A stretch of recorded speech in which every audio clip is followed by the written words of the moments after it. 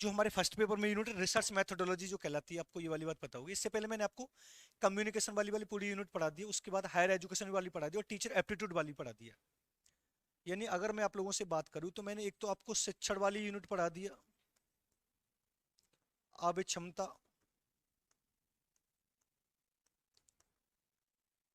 उसके बाद मैंने आपको संप्रेषण पूरा पढ़ा दिया है,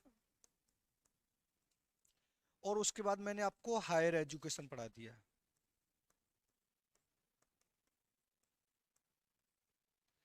अब जो हमारा फोर्थ यूनिट जो स्टार्ट हो रही है वो रिसर्च मेथोडोलॉजी वाली हो रही है, यानी शैक्षिक अनुसंधान की बात करेंगे। शैक्षिक अनुसंधान की जब भी हम बात करेंगे तो हमें समझना ये है कि जब हम किसी भी क्षेत्र में किसी भी समस्या का समाधान करके जब भी इनकी बात होगी तो ये समझ लीजिए समस्या की बात होगी। क्योंकि अनुसंधान जो भी किया जाएगा किसी न किसी समस्या को ध्यान में रखकर किया जाएगा। वो समस्या का समाधान करने के लिए जब भी हम कोई एक व्यवस्थित तरीके से कोई भी विधि को अपनाते हैं वो हमारा अनुसंधान कहलाता है। एक बात और आप समझिएगा, अनुसंधान का दूसरा नाम आप वैज्ञानिक भी बोल सकते हैं। क्या बोल सकते हैं? वैज्ञानिक भी बोल सकते हैं। अगर वैज्ञानिक विधि के द्वारा, और एक और बात चीज होती है विधिवत तरीके से या क्रम से, जब हम किसी समस्या का समाधान करते हैं वो हमारा क्या कहलाता है? अनुसंधान कहलाता है। फर्स्ट पेपर में इसके 5 क्वेश्चन आएंगे। समझने वाली बात यहां पर है कि जब भी हम अनुसंधान की बात करेंगे तो अनुसंधान ऐसा होना चाहिए जब आपके सामने कोई भी ऐसी समस्या होगी उस समस्या का समाधान कर सके। अब उससे पहले मैं थोड़ा सा आपको इसके बारे में बताऊंगा। मान लीजिए अगर आपके सामने कोई भी एक समस्या है, ये सबसे पहले आपको समस्या दे दी जाएगी। अब इस समस्या का आपको समाधान करना है, इसको सॉल्व करना है। तो इसको समाधान करने के लिए आपको कितने सारे स्टेपों से होकर गुजरना पड़ता है और क्या क्या आप डाटा यूज करते हैं, कौन कौन से टूल्स आप यूज करते हैं, किसकी विचारधाराओं को आप लेते हैं, किसकी बातों को आप लेते हैं, कौन कौन से आंकड़े आप लेते हैं, ये सारे के सारे करने के लिए, क्या समाधान करने के लिए, किसका समस्या का समाधान करने के लिए हमें रिसर्च की आवश्यकता पड़ती है। और रिसर्च को लाने का ही मेन रीजन ये था कि जब आप किसी समस्या का समाधान करोगे, समाधान करने के बाद जब आप किसी नए सिद्धांत को प्रतिपादित करोगे, जब आप किसी नए सिद्धांत की स्थापना करोगे, जब नए सिद्धांत की स्थापना की जाती है तो वो किसका रूप ले लेता है? वो रिसर्च का रूप ले लेता है। इसको वाली पूरी यूनिट को हमें समझना। अब अनुसंधान कई प्रकार का हो सकता है, थोड़ा सा समझे कन कन से प्रकार हो सकते, क्या क्या हो सकता है, उसके बाद हम डिटेल में चलेंगे। कि मान लीजिए अगर मैंने आपको पढ़ा दिया, सबसे पहले अगर मैं आपसे प्रकार की बात करता हूं कि अनुसंधान कौन कौन से प्रकार का हो सकता है, तो एक मान लीजिए एक होता मौलिक अनुसंधान। एक कौन सा हो सकता है? मौलिक, जिसको हम फंडामेंटल बोल सकते हैं। एक होता प्रयोगात्मक, जिसको हम अप्लाइड भी बोल सकते हैं। एक होता क्रियात्मक, जिसको हम एक्शन भी बोल सकते हैं। समझने वाली बात है कि इन तीनों तो कंपलसरी आपके 3 क्वेश्चन लेके आएंगे ही आएंगे, फर्स्ट पेपर हो या सेकंड पेपर हो, ये वाली बात आप समझना। लेकिन इनसे हटके जब हम बात करते हैं तो ये समझिए, जब इनसे हटके बात करेंगे तो एक आपको ऐतिहासिक पढ़ना है, एक आपको घटनोत्तर पढ़ना है, एक आपको वर्णनात्मक पढ़ना है, एक आपको सर्वेक्षण पढ़ना है, फिर उसके बाद एक आपको मात्रात्मक पढ़ना है, एक आपको गुणात्मक पढ़ना है, और एक आपको प्रजाति वृत्तिक पढ़ना है। ये सारे के सारे हैं। अब एक समझना ये कि आपको इनका एक एक लाइन में अगर कॉन्सेप्ट क्लियर हो जाए तो आंसर पहले ही मिल जाता है। एक क्वेश्चन आपको सिद्धांत के या उसके समस्या के या रिसर्च के स्टेप से मिलता है। अगर मैं आप लोगों को थोड़ा थोड़ा सा इनको यहां पर समझाऊं तो आप समझने की कोशिश करिएगा कि मैं कहना क्या चाह रहा हूं। मान लीजिए मैं आप लोगों से सबसे पहले बात करता हूं,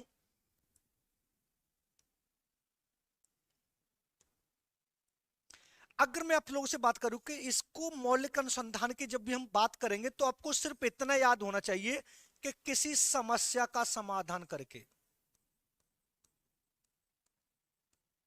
किसी समस्या का समाधान करके एक नया सिद्धांत प्रतिपादित करना या एक नया सिद्धांत स्थापित करने के लिए हमें किस अनुसंधान की आवश्यकता पड़ेगी, तो आपको बता देना फंडामेंटल यानी मौलिक अनुसंधान की बात करनी पड़ेगी। समझना क्या है यहां पर कि मान लीजिए आपको कोई भी ऐसी समस्या दे दी जाती है, अब उस समस्या का समाधान करने के बाद समस्या पूरी तरह से नई भी नहीं होनी चाहिए, समस्या ऐसी होनी चाहिए जिसमें पहले कार्य किया जा चुका हो। मान लीजिए अगर आपने किसी समस्या का समाधान करके किसी नए सिद्धांत का, किसी नई थ्योरी का प्रतिपादन किया है, तो आपने किस अनुसंधान का प्रयोग किया है, तो आप बताएंगे मौलिक अनुसंधान का प्रयोग किया है। दो चीजें यहां पर याद रखनी है, किसी नवीन सिद्धांत की स्थापना करना, किसी समस्या का समाधान करने के लिए हमें फंडामेंटल या मौलिक अनुसंधान की प्रयोग करना। क्लियर है यहां पर। लेकिन जब हम प्रयोगात्मक अनुसंधान की बात करते हैं, समझना जब प्रयोगात्मक अनुसंधान की बात करते हैं तो आपको इसका एक और शब्द याद होना चाहिए, इसको हम व्यवहारिक अनुसंधान भी बोलते हैं।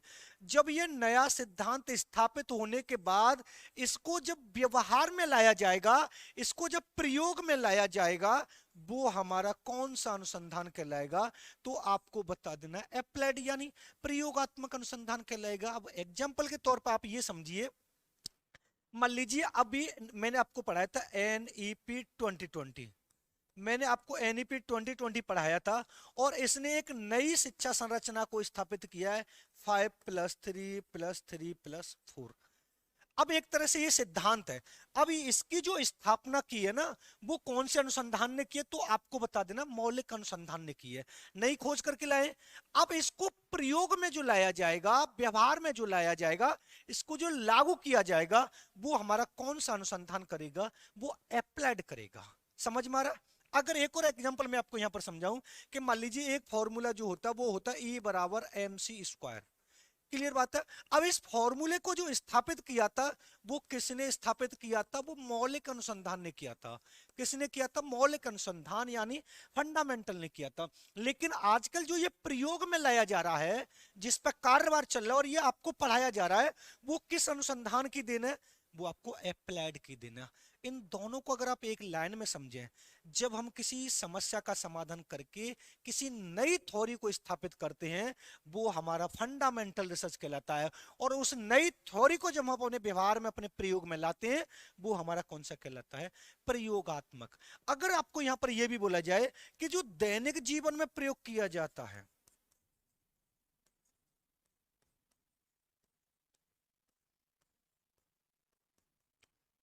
वो हमारा कौन सा कहलाता है, तो आपको बताएंगे इसको प्रयोगात्मक शोध कहते हैं। क्लियर है दोनों। अब उसके बाद जब हम क्रियात्मक अनुसंधान की बात करते हैं, तो यहां पर सिर्फ आपको दो चीजें याद रखनी है, या तो शिक्षा से संबंधित आएगा, या स्कूल आएगा, या कभी कभी समाज भी आ जाता है। ये समाज शब्द कभी कभी आता है। जब भी इनकी समस्या होगी, उसका तत्काल समाधान करना,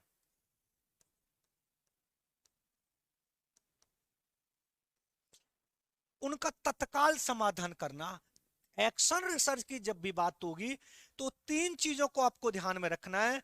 स्कूल और शिक्षा या कॉलेज से संबंधित ऐसी कोई प्रॉब्लम जिसका ऑन द स्पॉट या तत्काल समाधान जो किया जाता है, वो हमारा कौन सा कहलाता है, क्रियात्मक अनुसंधान कहलाता है। क्लियर समझ में आ रहा। अब उसके बाद जब हम ऐतिहासिक की बात करते हैं, तो ये तो आपको वैसे ही समझ में आ रहा होगा कि जब हम ऐतिहासिक की बात करेंगे, तो यहां पर अतीत की घटनाओं की बात होगी, यानी पूर्व की बात होगी। किसकी बात होगी, पूर्व की। यानी जो अतीत में घटना घट चुकी हैं, उनको वर्तमान में सोचना, उन वर्तमान में उनको खोजना, ये करने के लिए हमें किसकी लानी है, ऐतिहासिक अनुसंधान की। लेकिन यहां पर एक क्वेश्चन आपसे ये बहुत पूछा जा सकता है कि ऐसा कौन सा अनुसंधान है जो वर्तमान का चित्र प्रस्तुत कर सकता है, किसके आधार पर, पूर्व के आधार पर। समझना, जब पूर्व के आधार पर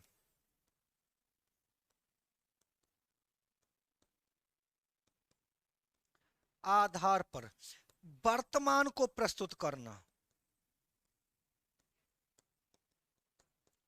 जब वर्तमान को प्रस्तुत किया जाएगा, तो कौन सा अनुसंधान कहलाएगा, वो ऐतिहासिक कहलाए। मान लीजिए प्राचीन काल में सिंधु सभ्यता थी या हड़प्पा सभ्यता थी, वो उस टाइम कैसी थी और इस टाइम कैसा है, उन दोनों का कंपैरिजन करने के लिए हमें किसको लेके आना पड़ेगा, ऐतिहासिक अनुसंधान को लाना पड़ेगा। अब घटनोत्तर अनुसंधान की जब हम बात करते हैं तो इसको इंग्लिश में बोला जाता है एक्स पोस्ट फैक्टो अनुसंधान, यानी एक्स पोस्ट फैक्टो अनुसंधान वो अनुसंधान होता है जिसको हम घटनोत्तर अनुसंधान के नाम से जानते हैं। अब इसको जब हम समझेंगे, थोड़ा जब हम इसको समझेंगे ना, तो आपको समझना क्या है, ऐसा कोई कार्य या घटना जो घट जाती है, घटना घटित हो जाने के बाद,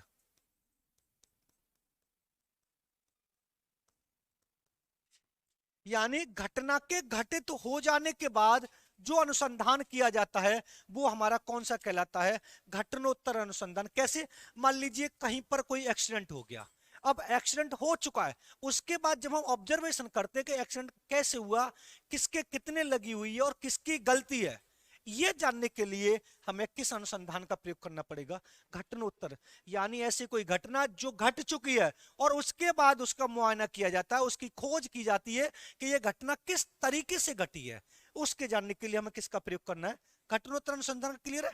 अब उसके वर्णनात्मक और ये सर्वेक्षण दोनों एक ही तरीके से आपको पढ़ना है, ये हमेशा वर्तमान परिस्थिति में किए जाते हैं।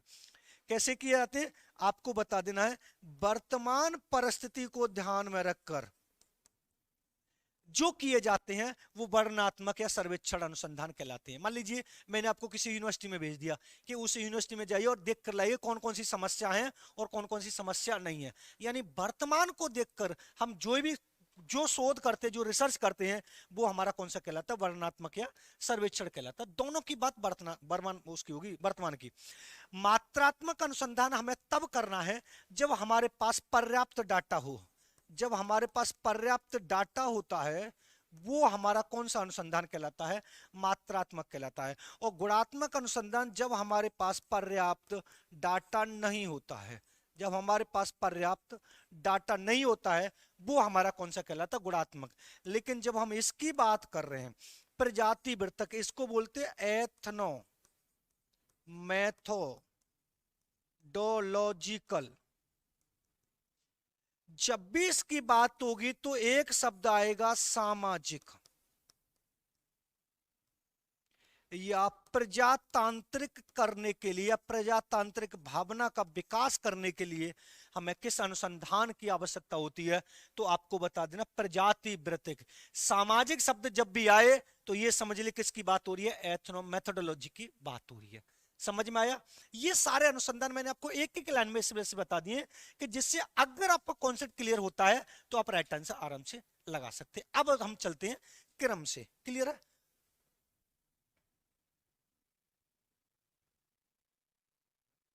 क्लियर है, समझ में आ रहा है। अब चलते हैं हम शुरू से। देखो अब बात यहां पर शैक्षिक अनुसंधान की करेंगे, एक एक पॉइंट को समझते चलेंगे और कहना क्या चाह रहा है इसके बारे में बात चलेंगे। देखो सबसे पहले मैंने आपको बताया कि शैक्षिक अनुसंधान, जो शैक्षिक अनुसंधान होता है वो हमारा दो शब्दों से मिलकर बना होता है, एजुकेशन और रिसर्च की बात। और एजुकेशन को मैं आपको बहुत अच्छे तरीके से पढ़ा चुका हूं कि शिक्षा वह प्रक्रिया होती है जो एक व्यक्ति को एक अच्छी दिशा में ले जाती है। मान लीजिए एजुकेशन शब्द जो है ये इन तीन शब्दों से मिलकर बना है, यानी अगर यहां पर मैं ये वाली बात बोलूं लैटिन भाषा के तीन शब्दों से मिलकर ये बना है।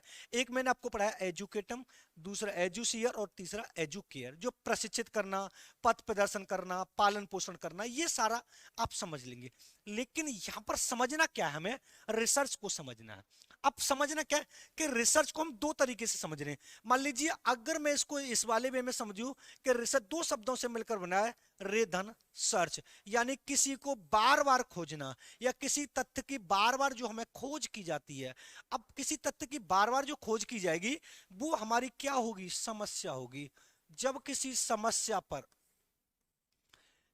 पर बार बार खोज की जाती है, यानी बार बार उसको सर्च किया जाता है या बार बार उसको सॉल्व किया जाता है, वो हमारा क्या कहलाता है, रिसर्च कहलाता है।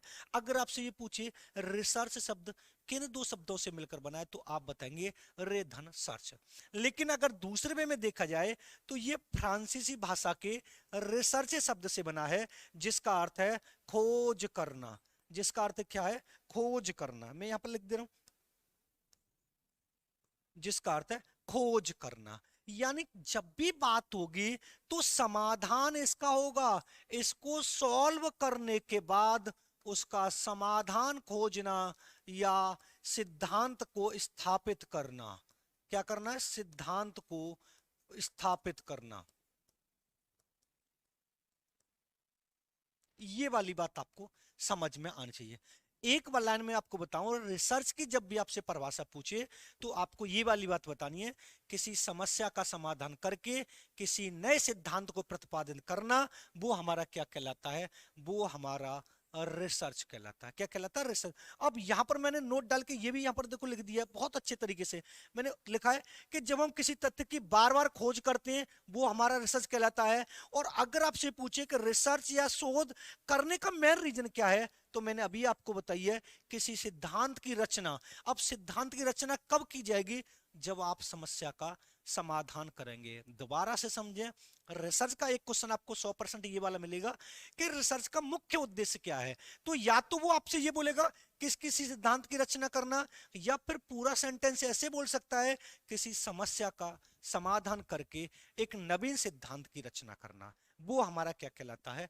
रिसर्च कहलाता है। एक डेफिनेशन भी मैंने यहां पर डाल दिया, रेडमैन मोरी की, नवीन ज्ञान की प्राप्ति के लिए व्यवस्थित प्रयास। देखो मैंने आपको पहले ही बता दे रहा हूं, इस अनुसंधान को मैं एक और नाम से जान सकता हूं, वैज्ञानिक नाम से। किस नाम से? वैज्ञानिक विधि के नाम से। और जब भी वैज्ञानिक विधि में किसी समस्या का समाधान किया जाता है ना, तो वो व्यवस्थित तरीके से किया जाता है, क्रमबद्ध तरीके से किया जाता है, सिस्टमैटिक वे के तरीके से किया जाता है। समझने आप बात, व्यवस्थित प्रयास ही क्या कहलाता है? अनुसंधान कहलाता है। यानी अगर आपके सामने कोई भी समस्या आती है और उस समस्या का आपको समाधान करना है, तो एक सिस्टमैटिक वे से चलना होता है। जब हम सिस्टमैटिक वे से चलेंगे तभी हमें उस समस्या का समाधान करके एक सिद्धांत को स्थापित कर सकते हैं। अगर आपसे ये वाली बात बोली जाए कि सिद्धांत सॉरी अनुसंधान का दूसरा नाम क्या हो सकता है, तो मैंने अभी आपको बताया, अनुसंधान का जो दूसरा नाम होता है, एक शोध भी हो सकता है। अगर ये वाला ना हो तो वैज्ञानिक विधि भी इसको नाम बोल सकते हैं। क्या बोल सकते हैं? वैज्ञानिक विधि। और जब भी ये दोनों कार्य किए जाएंगे तो इसको करने का मेन रीजन ही है कि समस्या का समाधान करना। क्या करना है? समस्या का समाधान करना। अब जब समस्या का हम समाधान करेंगे ना, तो किस तरीके से करेंगे? तो आपको बता देना है, क्रम से करेंगे, जो मैंने यहां पर लिखा है, क्रमबद्ध तरीके से किसी समस्या का समाधान करके एक नए सिद्धांत को प्रतिपादित करना अनुसंधान, रिसर्च, शोध या वैज्ञानिक विधि कहलाती है। क्लियर है यहां तक? कोई भी कॉन्सेप्ट क्लियर? आपको डाउट हो तो आप पूछ सकते हैं, आप इसको नोट डाउन कर लीजिए।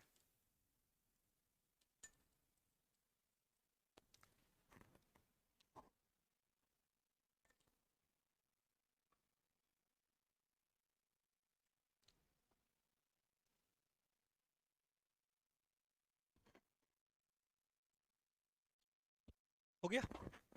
अब चलते हैं नेक्स्ट। देखो, अब उसके बाद सबसे ज्यादा जो इंपोर्टेंट पार्ट है, सबसे ज्यादा जो पिछले यूजीसी नेट की जब हम बात करते हैं तो 3 क्वेश्चन पूछे गए। एक क्वेश्चन पूछा गया फर्स्ट पेपर में, 2 क्वेश्चन पूछे गए सेकंड पेपर में।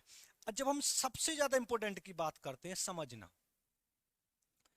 सबसे आपसे अनुसंधान के चर जो सबसे ज्यादा इंपोर्टेंट है, मैं आपको पहले ही बता रहा हूं, ये तो आपसे क्वेश्चन फर्स्ट पेपर और सेकंड पेपर में पूछा ही जाना है कि मान लीजिए जब एक शोधकर्ता किसी समस्या का समाधान करता है तो वो निम्नलिखित में से इन चरणों से होकर गुजरेगा, उन सही चरण की क्रम से पहचान कीजिए, क्रम में लगवाइए। और ये वाला कई बार पूछा गया है, कई बार पूछा गया है। ये वाली बात आपको समझ में आनी चाहिए कि समस्या के या अनुसंधान के चरण कौन से हैं, वैज्ञानिक विधि के चरण कौन कौन से हैं, शोध विधि के चरण कौन कौन से, और सबसे ज्यादा इंपॉर्टेंट है ये वाले।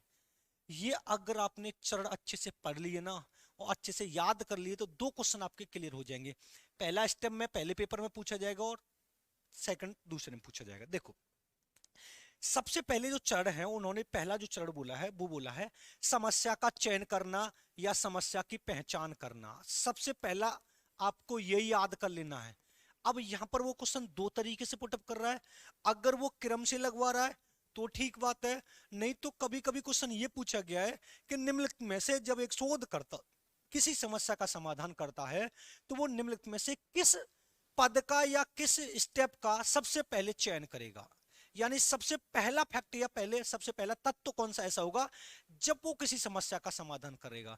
तो मान लीजिए मैंने आपको कोई समस्या दे दी है, मान लीजिए ये एक समस्या आपको दे दी है। अब इस समस्या का आपको समाधान करने के लिए सबसे पहले आप किस स्टेप से होकर गुजरेंगे, तो आपको बता देना। मान लीजिए आपको कोई भी समस्या दे दी गई है, तो पहले आप उसको देखोगे ना, उस समस्या की पहचान करोगे ना, उस समस्या के क्षेत्र को जानोगे ना, उस समस्या का पता लगाओगे ना। तो सबसे पहला जो स्टेप आएगा कि शोधकर्ता किसी समस्या का समाधान करेगा तो पहले उस समस्या की पहचान करेगा, या उस समस्या का पता लगाएगा, या उस समस्या के क्षेत्र की पहचान करेगा। अगर यहां पर एक और ऑप्शन में यहां पर लिख दूं तो आप इसको भी लिख लेना, समस्या के क्षेत्र की पहचान।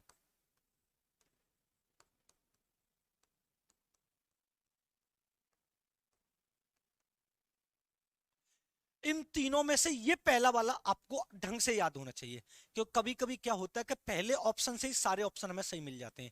चार ऑप्शन में से वो आपसे ये पूछेगा अनुसंधान के चरण या सोपानों को क्रम में लगाइए। उन चार ऑप्शन में से एक ऑप्शन में ही पहला ऑप्शन हमारा कौन सा होगा, समस्या का चयन या उसकी पहचान या समस्या के क्षेत्र की पहचान लगाना। बाकी तीन और अपोजिट लगे हमें उससे कोई मतलब नहीं, अगर हमें पहला ही पता है तो उसके बाद परिकल्पना का प्रतिपादन करना। अब परिकल्पना को अगर मैं यहां पर ये वाली बात बोल दूं, कल्पना बोल दूं, तब भी आप ठीक बोल सकते हैं, या अनुमान बोल दूं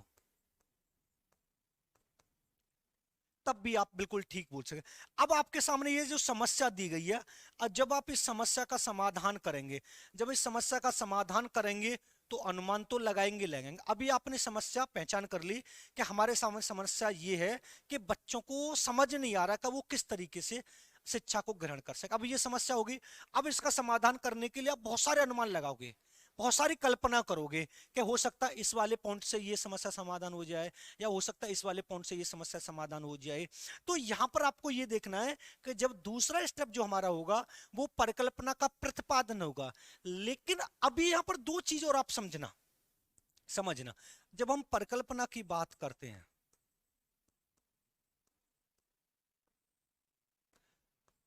तो परिकल्पना हमेशा मुख्य रूप से दो प्रकार की होती है, समझना। अगर आपसे ये पूछे मुख्य रूप से कितने प्रकार की होती है, तो आपको बता देना दो प्रकार की होती है। एक होती है शून्य परिकल्पना,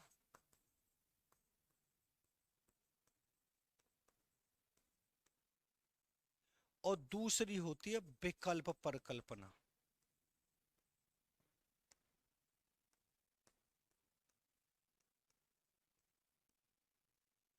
अभी यहां पर हम मुख्य रूप से दो ही पढ़ेंगे, वैसे बहुत सारी हैं, अस्तित्व परक, सार्वभौमिक है, बहुत सारी हैं, लेकिन अभी हम यहां पर कितने प्रकार की पढ़ेंगे, दो प्रकार की पढ़ेंगे। समझना, मैं आपको ये वाली बात समझा रहा था कि जब हम किसी समस्या का समाधान करेंगे तो उसके लिए हमें कुछ अनुमान लगाना पड़ेगा, कुछ परिकल्पना का प्रतिपादन करना पड़ेगा।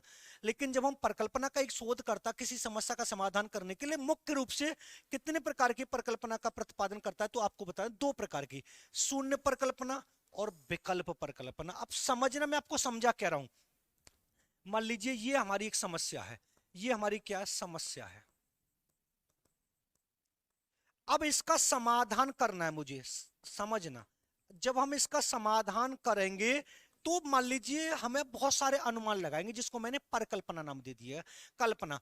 जब भी मैं अनुमान लगाऊंगा, मान लीजिए मैंने अनुमान लगाया ये, अगर ये अनुमान जो मैंने कल्पना करी है अगर ये इससे संबंधित होगी तो वो किसका रूप ले लेगी, विकल्प का। यानी मेरे सामने जो समस्या है उस समस्या का समाधान करने के लिए जो मैंने एक अनुमान लगाया है, अगर वो अनुमान सही बैठ गया तो उसको हम किस नाम से जानते हैं, विकल्प परिकल्पना से। समझने में क्या बोलने की कोशिश कर रहा हूं। अगर वो अनुमान ठीक नहीं बैठता है तो फिर वो किसका रूप लेगा, शून्य का।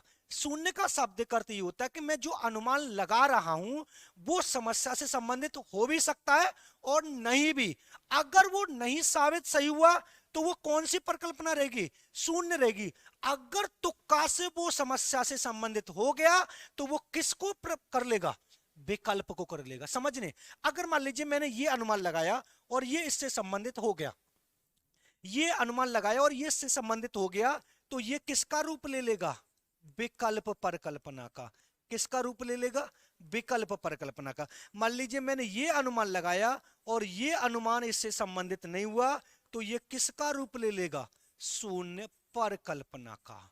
समझ लेना, मैं बहुत सारे अनुमान लगाऊंगा, ऐसा नहीं मैंने एग्जांपल सिर्फ 2 का ही लिया है, मैं अनुमान बहुत सारे लगाऊंगा, लेकिन जिनमें से जो अनुमान तुक्का सही लग जाए, जो मैंने सोचा वो सही हो जाए, मैं उसको स्वीकार कर लूंगा, तो वो मेरा कौन सी परिकल्पना बन जाएगी? विकल्प परिकल्पना बन जाएगी। और जब तक वो उसके साथ संबंधित ना हो, जब तक उसके साथ सही ना बैठे, तब तक वो कौन सी रहेगी? शून्य परिकल्पना रहेगी। और मोस्टली जब भी एक शोधकर्ता परिकल्पना बनाता है, तो वो कौन सी परिकल्पना बनाता है? तो आपको बता देना है, वो शून्य परिकल्पना बनाता है। जब वो सही साबित हो जाती है, तो वो कौन सी साबित हो जाती है? विकल्प परिकल्पना। समझ में आ रहा? अब यहां पर समझना, मैं आपको बताने की कोशिश क्या कर रहा हूं। मान लीजिए एक ये है शून्य परिकल्पना और एक ये है विकल्प परिकल्पना। ये क्वेश्चन 2021 वाले पेपर में पूछा गया है कि निम्नलिखित में से सही कथन की पहचान कीजिए। समझना, मान लीजिए जब एक शोधकर्ता, समझ लें, जब एक शोधकर्ता शून्य परिकल्पना को स्वीकार करेगा, मान लीजिए इसको स्वीकार कर रहा है, किसको? शून्य, तो वो विकल्प परिकल्पना को अस्वीकार करेगा।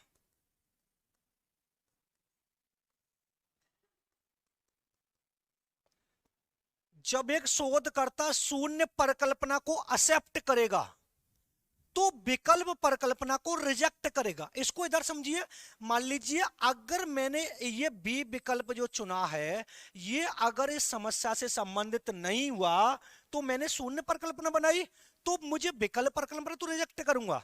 मैंने आपसे ये वाली बात बोली है कि जब एक शोधकर्ता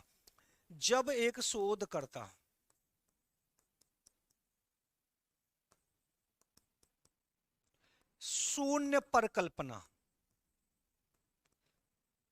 को स्वीकार करेगा,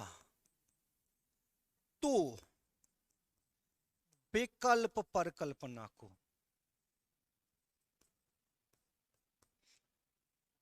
अस्वीकार करेगा।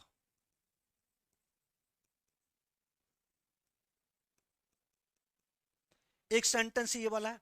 जब हम दूसरे सेंटेंस की तरफ चलते हैं, जब विकल्प परिकल्पना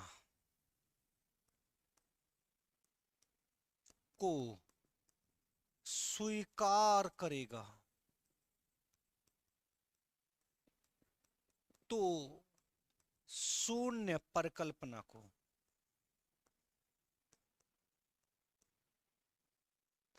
क्या करेगा? अस्वीकार करेगा।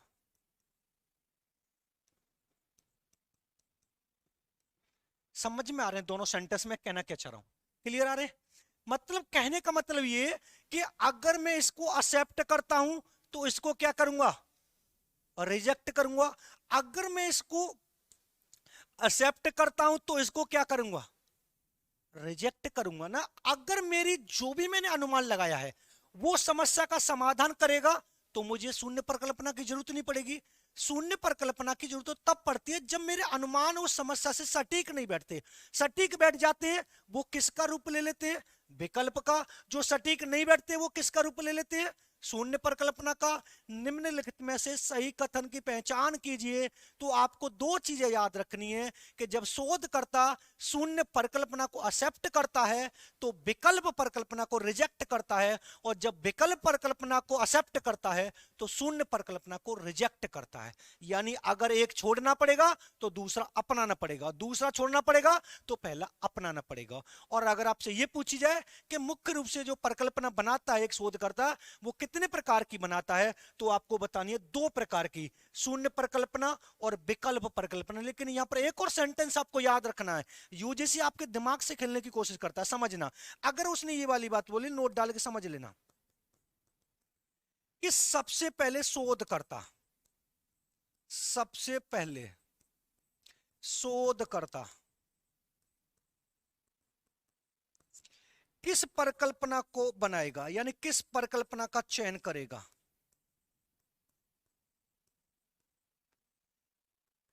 परिकल्पना तब बनाई जाती है जब हमें किसी समस्या का समाधान करना हो, और परिकल्पना को मैं दूसरी भाषा में आपका अनुमान बोल रहा हूं, आपकी कल्पना बोल रहा हूं, आपका तुक्का बोल रहा हूं, क्योंकि आपको तुक्का से ही तो समस्या का समाधान करना है।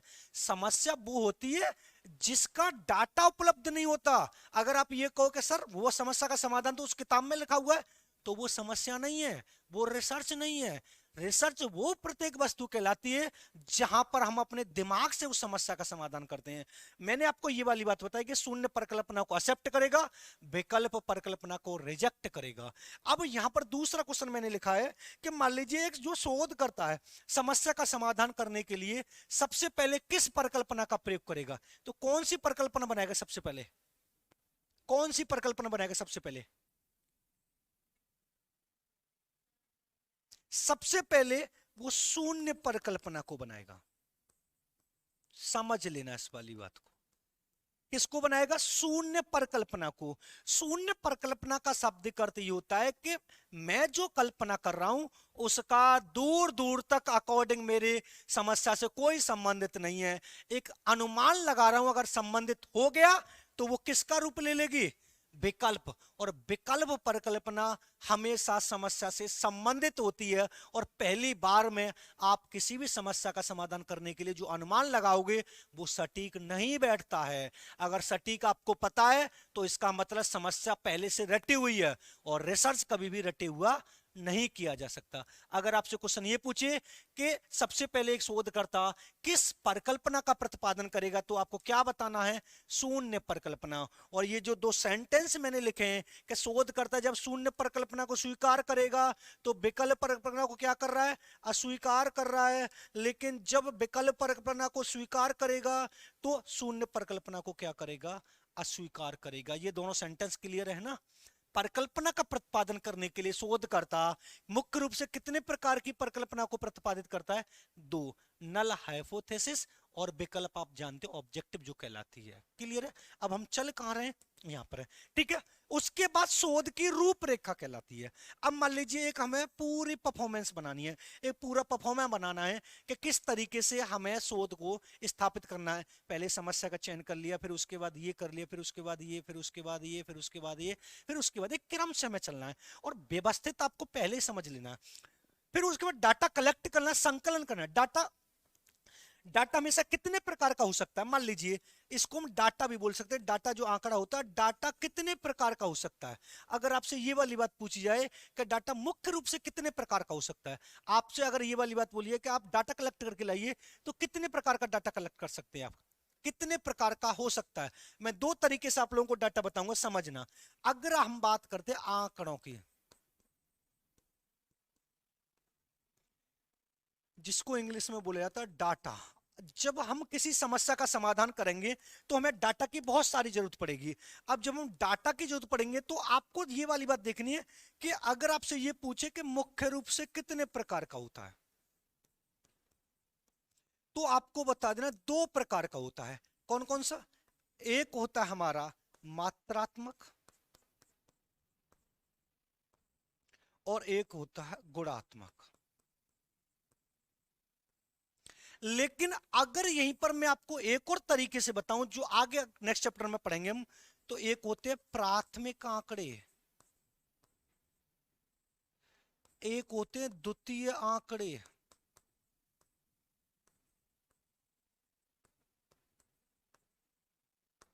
ये दो प्रकार के होते हैं। लेकिन जब भी एक शोधकर्ता किसी समस्या का समाधान करता है तो उसे कितने प्रकार के आंकड़ों की जरूरत पड़ती है? दो प्रकार के। एक होता है हमारा मात्रात्मक और एक होता है गुणात्मक, जहां पर हमें संख्या के रूप में डाटा कलेक्ट हो जाए, क्वांटिटी के रूप में डाटा कलेक्ट हो जाए, वो हमारा कौन सा कहलाएगा? मात्रात्मक। मान लीजिए आपने कहीं से डाटा कलेक्ट किया तो आपको मिल गया कि 100 पेज मिल गया, 200 पेज मिल गया, 10 पेज मिल गए। लेकिन जहां पर मनुष्यों के विचार मिलते हैं, जहां पर विचार मिलते हैं, कुछ उनकी आदतों मिलती हैं, कुछ उनके व्यवहार मिलते हैं, वो इनको कोई संख्या थोड़ी ना दी जा सकती, उनके गुणित होते हैं, वो यहां पर मात्रात्मक गुणात्मक होते हैं। लेकिन आपसे यहां पर ये पूछे कि प्राथमिक और द्वितीय कौन से होते हैं, तो समझना ऐसे आंकड़े जिनको शोधकर्ता डायरेक्ट कलेक्ट करता है। प्राथमिक आंकड़े वो आंकड़े होते हैं, वो डाटा कहलाता है। मान लीजिए मैं किसी समस्या का समाधान कर रहा हूं, तो मैं जगह जगह जाकर वहां से डाटा डायरेक्ट अपने आप कलेक्ट करूं, वो हमारे कौन से प्राथमिक। द्वितीय आंकड़े कौन से होते हैं, मान लीजिए कुछ ऐसे डाटा होते हैं कि हमें किसी से मिल जाते हैं। मान लीजिए जब आपने आपने पीएचडी की हो या आप डिसर्टेशन की हो या आप सिनॉप्सिस बनाते हैं, तो आप टॉपिक लेते हैं। जब आप टॉपिक लेते हैं तो आपको बता दिया जाता है कि मान लीजिए आपको किसी की थीसिस देख लीजिए, पीछे सिमिलर आपको समान टॉपिक लिखे होंगे, या फिर आप ये देख लीजिए कि मिलता जुलता टॉपिक या मिलता जुलता आपको कोई भी समस्या है, तो उस समस्या का समाधान करने के लिए आप मैंने वहां वहां से टूल्स यूज करिए, वहां से कुछ टूल्स आप ले लीजिए। यानी जब अदर संस्थाओं द्वारा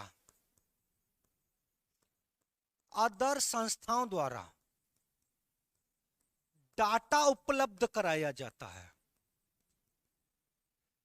वो हमारे कौन से आंकड़े होते हैं, द्वितीय आंकड़े होते हैं। मान लीजिए स्रोत हो गए, आप हड़प्पा सभ्यता की बात करते हैं, मान लीजिए आप हड़प्पा सभ्यता पर नहीं जा पाते, उनके बारे में वहां पर नहीं जा सकते, तो जो बुकों में लिखा हुआ है वहां से तो आप उनको डाटा प्राप्त कर सका। जो बुकों में लिखा हुआ है वो कौन सा डाटा हुआ, प्राइमरी या सेकेंडरी?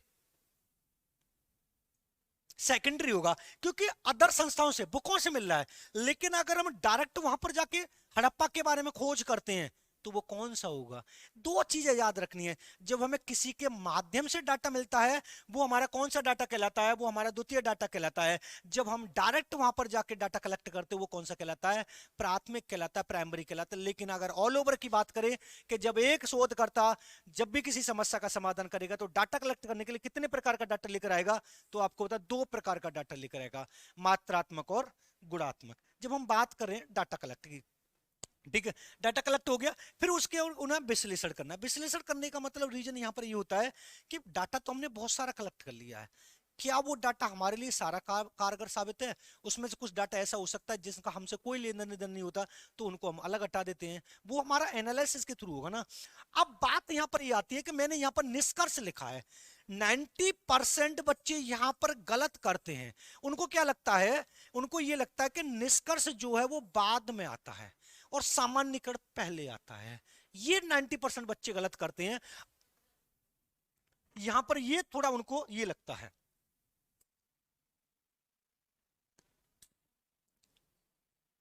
अब बात यहां पर ये करते हैं कि निष्कर्ष जो है वो पहले आ रहा है और सामान्यीकरण बाद में आ रहा है। समझना इसको, क्योंकि ये थोड़ा समझना आपके लिए बहुत जरूरी है। एक होता है निष्कर्ष और एक होता है सामान्यीकरण। ये पहले आएगा और इसके बाद ये आएगा, ये आपको समझना है। ये कैसे समझना है कि मान लीजिए आप जब किसी समस्या का समाधान करेंगे, ये हमारी समस्या है, अब हमें इसका क्या करना है, समाधान करना है। ये पिछले पेपर में क्वेश्चन ये वाली बात पूछी गई है कि जब शोधकर्ता किसी शोध कार्य करता है या समस्या का चयन करता है, तो समस्या बिल्कुल नवीन होनी चाहिए या समस्या पर पहले कार्य हो चुका हो? नवीन होनी चाहिए, नवीन बिल्कुल क्लियर है। एक बात ध्यान रखिएगा, मैं आपको समझाने की कोशिश कर रहा हूं, हमें कभी भी समस्या बिल्कुल नई नहीं लेनी है।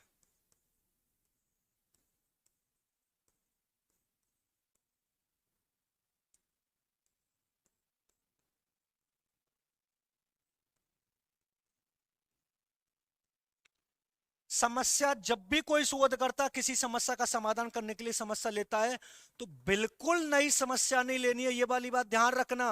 और क्वेश्चन जब भी समस्या का टॉपिक में आपको पढ़ाऊंगा तो वहां पर यह पूछा जाता है कि निम्नलिखित में से कौन सी समस्या की विशेषता नहीं हो सकती, तो आपको जिस ऑप्शन में या जो ऑप्शन आपको लगे कि समस्या बिल्कुल नवीन होनी चाहिए, वो बिल्कुल गलत, राइट, गलत आंसर है।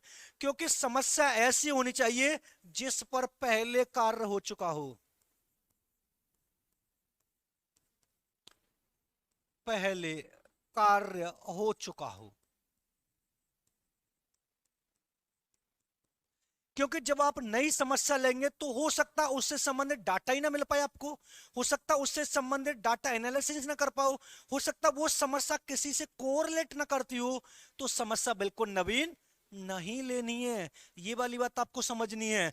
अब मान लीजिए मैंने आपको यहां पर ये बताया कि समस्या कैसी लेनी है कि जिसमें पहले कार्य किया जा चुका हो। अब मान लीजिए इस समस्या का पहले जो डाटा हमारा जो रिजल्ट आया था, जो हमारा निष्कर्ष आया था, एक एग्जाम्पल के तौर पर वो 90% आया।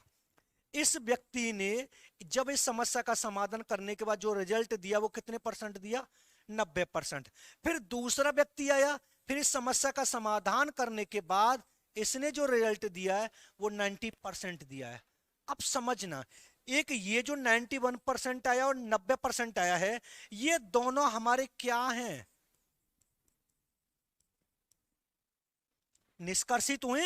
अब इन दोनों में जनरलाइजेशन सामान्यकरण करना है, इन दोनों में देखना है कि किसमें अच्छाई ज्यादा है, किसमें बुराई ज्यादा है।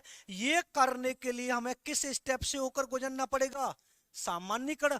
और सामान्यकरण हमेशा दो व्यक्तियों में किया जाता है।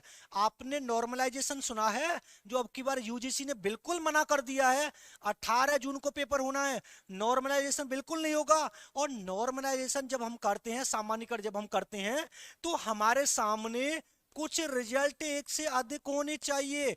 जब एक से अधिक रिजल्ट हैं तो उनको हमने क्या नाम दिया है? निष्कर्ष। जब हमारे सामने निष्कर्ष होंगे तभी तो हम उन तीनों में सामान्यीकरण कर सकेंगे कि कौन सा बेटर है, कौन सा कम बेटर है और कौन सा बिल्कुल बेकार है। तो आप इस वाली बात को समझ रहे हैं कि पहले निष्कर्ष आएगा कि सामान्यीकरण आएगा? तो आपको बताना है पहले निष्कर्ष आएगा, फिर उसके बाद सामान्यीकरण आएगा। अनुसंधान के इन चरणों को आप घोल कर पी जाइए। फर्स्ट पेपर और सेकंड पेपर में दो क्वेश्चन कंपलसरी आते हैं। पहले समस्या का चयन करेंगे, फिर परिकल्पना का प्रतिपादन करेंगे, फिर शोध की रूपरेखा बनाएंगे, फिर डाटा कलेक्ट करेंगे, फिर डाटा एनालिसिस करेंगे, फिर कंक्लूजन, फिर उसके बाद सामान्यीकरण कहलाता है। यहां तक कॉन्सेप्ट क्लियर है? कोई डाउट तो नहीं है? अब उसके बाद मैंने यहां पर एक चीज लिखी है जो कभी कभी पूछी जाती है। 2014 से पहले ये वाली बात पूछी गई कि परिप्रेक्ष्य क्या होता है। फैक्चुअल क्वेश्चन में पूछा गया परिप्रेक्ष्य क्या होता है। तो यहां पर देखो मैंने लिखा है किसी वस्तु या घटना की तरफ आकर्षित होकर पूछताछ करना। अब पूछताछ को, इसको इंग्लिश में मैंने क्या बोला है? इंक्वायरी बोला है। और जब मैंने आपको यहां पर ये जब मैंने डाटा कलेक्ट की बात करी, यहां पर जब हम कहीं पर डाटा कलेक्ट करेंगे तो ये समझ लीजिए हम बात किसकी करेंगे? जब हम बात किसकी करेंगे तो आपको पता है, जब हम डाटा कलेक्ट करेंगे तो किसी से पूछताछ ही तो करेंगे कि भाई यहाँ पर ये काम क्या हो रहा है, ये काम क्या हो रहा है। अब इसके साथ में मैं आपको एक चीज और पढ़ाऊंगा जो आपको समझ में भी आएगा। प्रहस्तन, जो अभी आगे आएगा, इसको बोलते हैं मैनिपुलेशन। यानी हम किसी की मात्रा में हेर फेर कर सकें, इसको बोलते हैं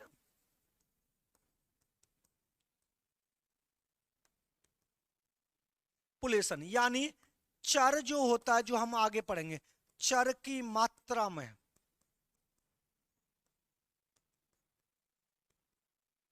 हेर फेर करना। जो हमें वैल्यू दी गई है उसको हम घटा सके, बढ़ा सके, वो हमारा प्रहस्तन कहलाता है। और जब इंक्वायरी परिप्रेक्ष्य की बात हो, जब हम किसी वस्तु घटना की तरफ आकर्षित होकर उसके बारे में पूछताछ जो करते हैं, वो हमारा इंक्वायरी कहलाता है। कि कभी कभी, लेकिन उनसे भी ज्यादा इंपॉर्टेंट आप इस वाली चीज को पढ़ेंगे। अब इस वाली चीज को पढ़ेंगे, आप समझना है कि शोध या वैज्ञानिक विधि के अभिलक्षण, ये अभिलक्षण है थोड़ा। अभिलक्षण हो सकते हैं या सोपान हो सकते हैं या विधि भी हो सकती है, और 100% यहां से भी नंबर आपको मिलेगा। अब समझना क्या है, यहां से जब भी क्वेश्चन पुटअप हुआ है तो उसने ये वाली बात पूछी है कि निम्नलिखित में से कौन सा एक अच्छे शोध की विधि या अभिलक्षण नहीं है। तो आपको यहां पर समझना है कि जो व्यक्तिनिष्ठ होता है या आत्मनिष्ठ जो होता है, यानी इनके अंदर अंतर्गत किसको नहीं रखा गया है, तो आपको बता देना आत्मनिष्ठ या व्यक्तिनिष्ठ को नहीं रखा जाता है।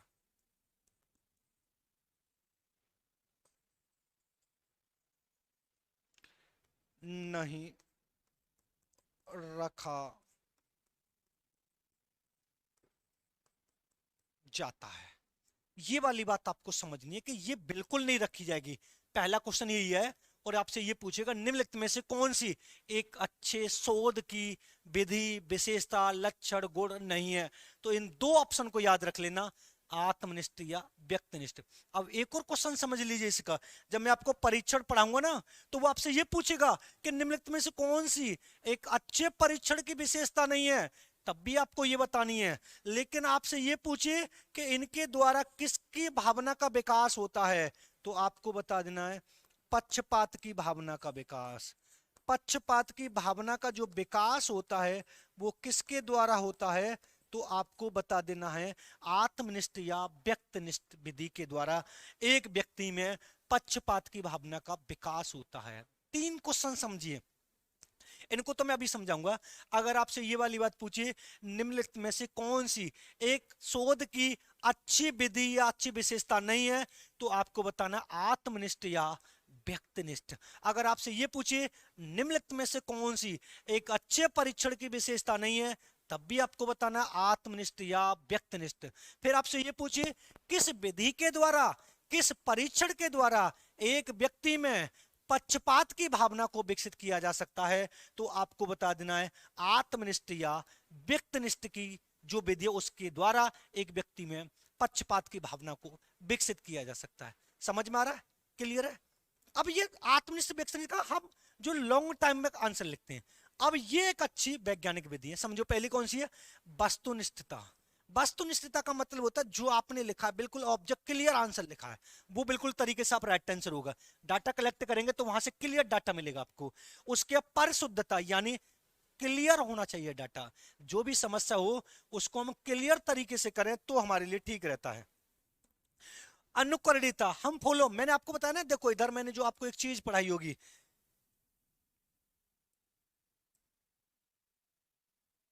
ईरा समस्या बिल्कुल नई नहीं लेनी है, उसमें पहले कार्य हो चुका हो, क्योंकि डाटा में पहले कहीं से भी करना है।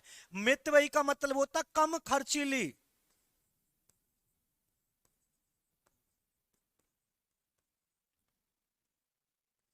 कम खर्चीली होनी चाहिए। ऐसा ना हो समस्या ऐसी ले लेके उसमें ही सारा पैसा उड़ाया जा रहा, ऐसी भी नहीं लेनी है। नियंत्रण कंट्रोल में होनी चाहिए, डाटा ही ना मिल रहा उसका और समस्या ऐसी ले लिए तो फिर कैसे सॉल्यूशन करोगे। और जितनी भी ये समस्या कार्यवार हम कर रहे हैं ना समस्या का समाधान करने के लिए कर रहे हैं। निश्चितता प्रामाणिकता और मिथ्यापनीयता यानी कम गलत होनी चाहिए, उसके प्रमाण होने चाहिए, और हाँ ये वाली बात भी पता होनी चाहिए आज नहीं तो कल इसको हम निश्चित रूप से सॉर्ट आउट कर लेंगे। उसके बाद पूर्वानुमान की क्षमता, परिकल्पना जो मैंने आपको लिखा है ना ये वाला, हम किसी समस्या का समाधान करने के लिए उसके पूर्व अनुमान को लगा सकें, उसका पूर्वानुमान कर सकें, ऐसा नहीं कि भाई उसका अनुमान ही ना लगा सके। आत्म संशोधनीयता, अगर आपको लगता है उसमें थोड़ा सा संशोधन करेक्शन हो सकता है तो आप अपना सेल्फ करेक्शन भी कर सकते हैं।